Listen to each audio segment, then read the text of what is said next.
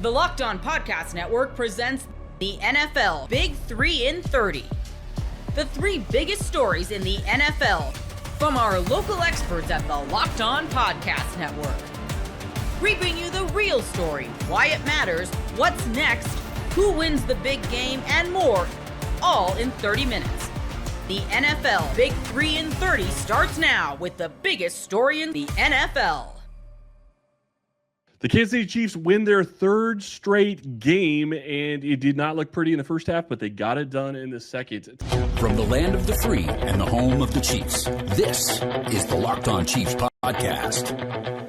That dodged a bullet early, came out and probably didn't hit the rhythm they were looking for. I'm going to take a wild guess, and that's not the way they wanted to start that game. First quarter in particular, Matt, what gave it away? Was it Patrick made a comment after the game, I think, to the broadcast about just not coming out flat again with low energy and needing that halftime adjustment. What did you see in the first quarter that set it apart? Well, I didn't think they were necessarily that flat. It was just, two particular plays that killed him. One, obviously, Travis Kelce had the bobble that turns into an interception. At least it didn't cost him this time as much as it did against the Eagles. But, Mahomes has 4 interceptions now on the season, and 2 of them are straight off the hands of Travis Kelce. So I think that's going to be a little bit frustrating. But Mahomes kind of downplayed it. Kelce did not talk to us after the game.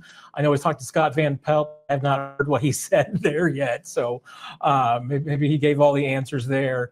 And then, Mahomes and Hollywood Brown had a moment where they just were not quite on the same page as far as the throw goes. And Marcus Lattimore was in great position to make an interception. Those 2 turnovers were huge. And the Chiefs got the stops that they at least needed. But I thought both, offenses in particular were a little sloppy, at least in the first half. I mean, you had Washington had a couple of drives where they turned over the ball on downs. The Chiefs had the drives where they turned the ball over on interceptions. Once the Chiefs seemed to get that out of their system, though, I mean, they got the score in the second quarter to kind of get things going. And then in the second half, obviously, it was all Chiefs. Yeah, and you look at that, and you look at how this game played out. It was a tale of 2 halves. And the big thing that stood out to me, as you said, the interceptions, stuff that you can't have happen. Travis Kelce, don't know what you really say about that other than he can't have the ball continue to bounce off his hands and turn the ball over. You're right, though, Matt. It wasn't as big of a deal as the one against Philadelphia where they ended up taking advantage of it. But those are the types of plays that against better teams will get you beat. And to me, it looked like, at least in the first half, this was a team that wasn't focused and came out. I don't know that I would say without energy. They just didn't look focused. They didn't look like they were locked on and ready to go in this game. And it was one of those things where once they figured out what to do and made a couple of adjustments, the offense clicked. I mean, 4 touchdown drives of close to over 70 yards plus. I think one was 65, the 3 more of over 70. I mean, just a completely different game in the second half than it was the first. Yeah, 4 touchdown drives and 5 drives overall between, I think, at the end of the second quarter and the beginning of the third. And, once again, I mean, Chiefs, they scored more points. They kind of called off the dogs a little bit and just took things a little bit easy in the second half. And in the fourth quarter, didn't bend the backups really, especially on offense. They really never did that. They did put the backups on defense. So that kind of called it off. But again, I mean, you get a 28-7 win. I don't know how you really say that, they didn't come out with enough energy or they didn't have enough focus. They still won this game. I think, once again, you have 2 plays that, one, give up to Lattimore. He made a good play. It wasn't a great throw. It wasn't a great, job of Hollywood defending the ball and even trying to knock it away. And again, I mean, Kelce, hey, the rest of the game outweighed that one drop and that one bobble that turned into the turnover, and obviously let you hurt yourself. But it's hard to find the reason to be disappointed with me in a 28-7 win, even if it is against the 500-ish team with a backup quarterback. If I did anything wrong at all, Matt, is I called the game 27-17 Chiefs, and I gave the Commanders too much credit. One of those things is because I thought they'd be able to run the ball better. I thought they would attack better. They ended up with Bill with 2.8 yards a carry. Mariota was their leading rusher in not only yardage, but average. That was surprising to me.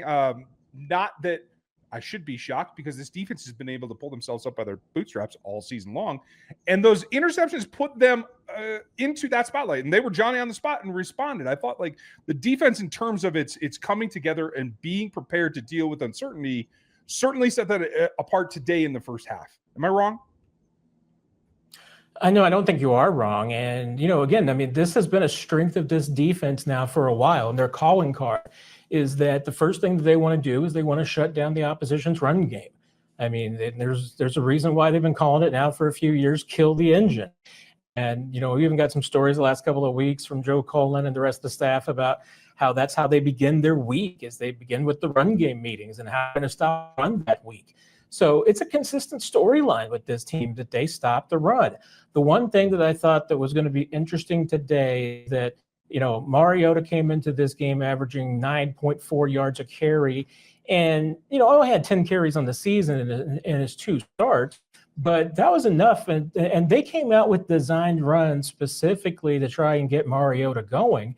And the Chiefs quickly shut down with bringing in Leo Chenal again as a spy. That worked pretty effectively. And, once they kind of shut down the run game and got that going, it really didn't take a whole lot more to shut down the passing game, because even though Washington had back, their 2 best receivers in McLaurin and Debo, they never were really able to become multidimensional. And the Chiefs, obviously, I think they got some help from the play calling. I mean, Washington decided to go for it in a couple of positions rather than take some points, and that probably helped the Chiefs a little bit. I don't think it was the deciding factor in this game, but those 4th down stops that they got in the first half were pretty critical. Yeah, they absolutely were. And I think when you watch how this game played out and you look at how the Kansas City Chiefs played both first half and second half, offensively and defensively, they just kind of changed how things were going in the second half. The one thing I will say, and you made a great point, Matt, about getting Debo Samuel back and getting McLaurin back, huge things for the Commanders. McLaurin made 2 amazing plays. That touchdown grab was a fantastic play. It wasn't great defense. They shouldn't have been in the situation where he's guarded by who he was guarded by at that time, and there was nobody around him. But the play on the sideline against Trent McDuffie, you tip your hat to a guy for making those types of plays. McDuffie was right there, and those are just kinds of plays that, if they make them against you, you just hope that they don't make enough of them to make you regret it at the end of the game. So I liked what I saw from this defense in the second half. I thought it was a great way to see things. And at this point, I'm excited to see how things are going to be going in the future. They have a huge game against Buffalo. Most people can't name all their financial accounts or even what they're worth, whether it's a 401k or properties or investments. And when you don't have the full picture, you can end up leaving money on the table. That's why there is Monarch Money.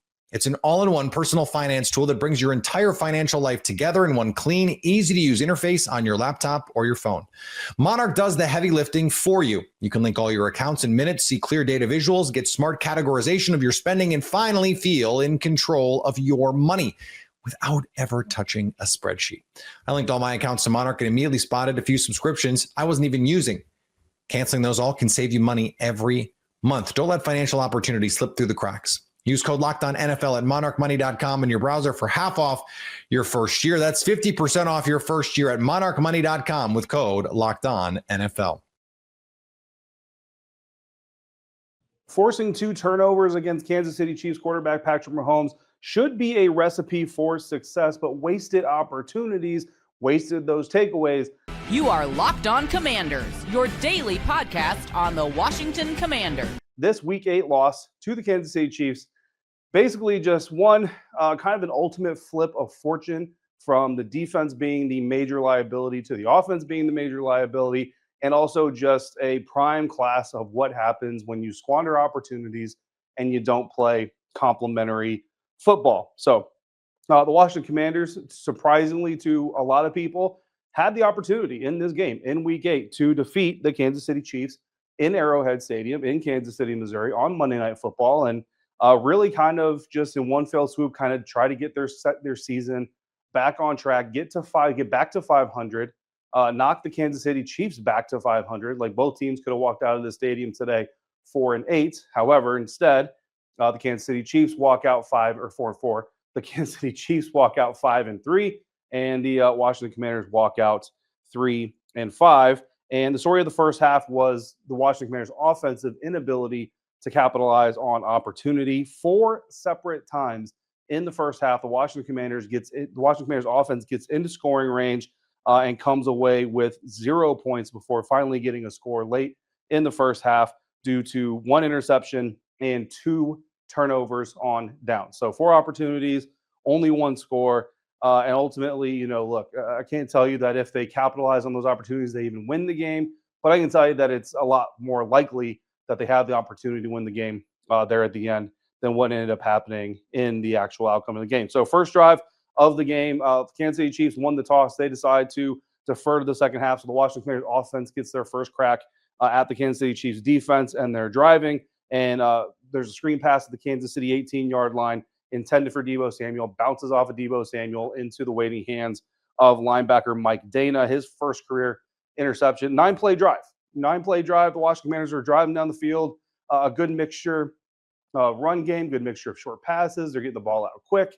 They're not allowing Chris Jones or anybody else to really dictate terms to them. It was a really solid drive. I was actually very impressed. I was very happy, pleased with what we were seeing. And then, boom, disaster strikes. You know what I mean? And Deebo Samuel, someone who's been such a critical part of the success that this team has had in moments in this situation specifically, takes his eye off the ball, starts to try to turn upfield to run with it before he secures it, whatever it is, loses focus on it. And, it's just been kind of a reoccurring theme, loses focus, loses discipline, whatever it is, and disaster strikes, because that's what happens in the National Football League if you lose your focus or if you lose your discipline. So first drive should have produced at least 3 points, right? If not more, going the other way. Drive number 3, the Washington Commanders end that with a turnover on downs at the Kansas City 35. Marcus Mariota passes the ball 4th and 6, comes up short. Look, I'm with a lot of you. I think the Zach Ertz converted that first down. Where have we heard that before? That's not a song that we've sung before. But ultimately, the spot on the field is what was measured virtually. It was virtually measured as short. And Dan Quinn, for one reason or another, did not challenge the spot of the ball to get them to respot it.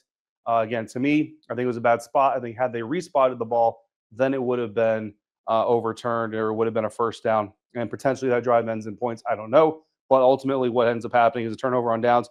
4th drive of the half, they end up with another turnover on downs. This one at the Kansas City 28, so even closer. 4th and 1. They come up on 4th and 1. So they come up on 3rd down before the 4th and 1, first of all. And I kind of look over to Chick Hernandez. We're sitting next to each other in the press box. I'm like, this has got to be 4-down territory. So I'm running the ball. Just either convert it or make it a shorter, more manageable 4th down. They do what they do. 4th and 1 comes up, and they took a shot. They took a deep shot, and I didn't like it. I didn't like it then. I don't like it now. I don't hate the thought of going for it on 4th down, right? Matt Gay was ruled inactive, a handful of hours before the game kicked off, and you bring in a new kicker off the street that, like, I haven't even met the dude yet. I don't even know what he looks like. And, so I don't necessarily disagree with going for it. You're playing the Kansas City Chiefs. You need points, all those things, set the tone, be assertive, all that. But, up until that point, man, I mean, like, the play calling had been really good up until that point. Again, a good sprinkling of running backs. We saw Chris Rodriguez get in the mix a little bit, short passes, screen passes, which screens are great things to use against incredibly aggressive defenses. The Kansas City Chiefs, top 10 in the league in blitz percentage, right? So they like to bring pressure. So screens are going to work, things like that. You're moving the ball. And then just on 4th and 1, what possesses you to just take it to all or nothing? It's an all or nothing, proclamation, taking that deep shot like that. And this is not the team you do that against. You're on the road. It's prime time. You get your backup quarterback. Your main receiver is in his first game back after missing 4 weeks with injury. Your other receiver, your second receiver is back, but he's been dealing with heel. Like, there's just so many reasons to point to on 4th and 1 why you don't take a deep shot. And if you go back and look at the play, and there's actually a lot of plays in the half before this play happens, because again, I'm sitting next to other reporters, and there's some reporters like, oh man, like he had this guy deep or he had that guy deep, and I said, yeah, but look, right now they're reading short to deep, and I'm okay with that. And I'm okay with Marcus Mariota doing that. And I'm okay with saying take what the defense gives you, take the short stuff, yards after catch if you can get it, secure the ball, don't fumble it, whatever, live to play another down, all that stuff. I'm okay with that approach. And that's what they were doing. And it was working. And that's what's the most dumbfounding part of this to me is it's working. You're moving the ball. I understand this is the fourth drive of the half, right? You're not getting points. I get that. I understand that's frustrating. But you're moving the ball. And on 4th and 1 from the 28-yard line, you don't need to score here. I know you want to score. You want to score in every play. But on 4th and 1 from the Kansas City 28, in this game flow, you just need to extend the drive. That's got to be priority number one, extend the drive. And again, go back and watch the play. You can have the exact same play call on, but if Marcus Mariota is reading that thing short to deep, he's got a short receiver open, wide open for a first down, for a completion. You want to take the shot on 1st and 10, right? Kansas City 28, 4th and 1, convert, pick up 5 yards, get to the Kansas City 23. You're right outside the red zone. You want to take the shot on 1st and 10, brother, take the shot. You want to take the shot on 2nd and 8 after that, take the shot. Hell, 3rd and 7, I wouldn't love it, but if you want to take the shot there, take the shot. But on 4th down, your priority's got to be moving the ball. That's just my stance on it. That's just going to be my stance on it. It was my stance during the moment. Insiders got text messages from me, kind of, speaking to it as much. And it just got under my skin, man. So a wasted opportunity there. Just another one. Wasted takeaways. The defense got 2 interceptions off Patrick Mahomes. Marshawn Lattimore, really great play inside the red zone, Washington 10-yard line. Bobby Wagner got one, a tip drill. Travis Kelce bounces the ball off of him. Bobby Wagner ends up coming up with it, kind of paying back with that one. And again, the offense couldn't convert points. So it's just kind of, again, the inconsistency, the non-complimentary football. The defense finally shows up, holds the defending AFC champs, a team that has found its groove again, to 7 points in the first half, 2 turnovers in the first half. And the Washington Commanders offense walks out with 7 points. So it's just the way that it went in the first half. Benson had a 22-yard catch, his second catch of the season on the game-tying drive. Jeremy McNichols, an 18-yard catch. And then Marcus Mariota, Terry McLaurin on an 11-yard pass to tie the game at 7, heading into halftime. And there was 2 feelings in this. I wrote this in my article for WSA 9 after the game. There's 2 feelings heading into halftime. One is, oh man, the Washington Commanders are battling with the Chiefs. They're in this game. The game is tied. You feel really good. The other side of it was, yeah, but that offense left no fewer than 9 points on the field. Like that should have been a 16-7 game at halftime minimum. Potentially 17-7, potentially 21-7, right? This should have been a game that the Washington Commanders came out of halftime leading. Bottom line. And nothing that the Kansas City Chiefs did prevented that from happening. Period. The NFL season is rolling along, and FanDuel is making sure you're ready for the weekend with a can't-miss offer. Right now, new customers can bet just $5. And if your bet wins, you'll get $300 in bonus bets to use across the app. I love using FanDuel because it fits how I like to bet, whether it's player props, building a same-game parlay, or even jumping in live as the action unfolds. It's quick, it's easy, and it's the best way to add a little more energy to Sundays. So are you ready to play? Download the FanDuel app by visiting FanDuel.com to get started. That's FanDuel.com to place your first $5 bet. The Vikings placed Carson Wentz on IR with a season-ending labrum surgery, which raises a whole bunch of uncomfortable questions.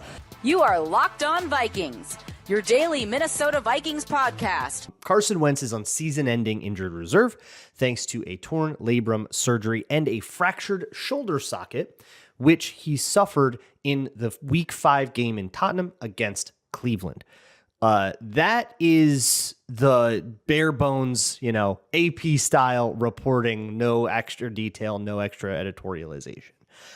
But the way that this has been interpreted has kind of diverged down 2 paths, and I want to start with that.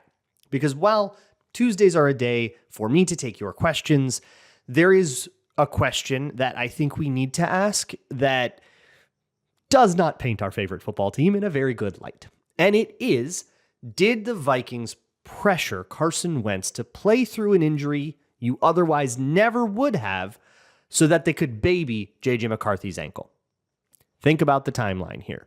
J.J. McCarthy gets his high ankle sprain. We're told at the beginning 2 to 4 weeks. High ankle sprains can be kind of tough to pin down, so it's not crazy that they underestimated things, and the Vikings have a history of underestimating injuries. I kind of think they're just not very good at it. So I don't know if they were lying about that so much as they probably just underestimated how long it would take to recover and how long they would have.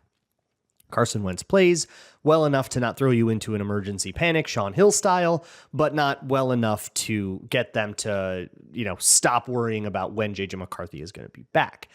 As time goes on, Carson Wentz's play declines. I think he was better in the first couple games than he was in the last couple.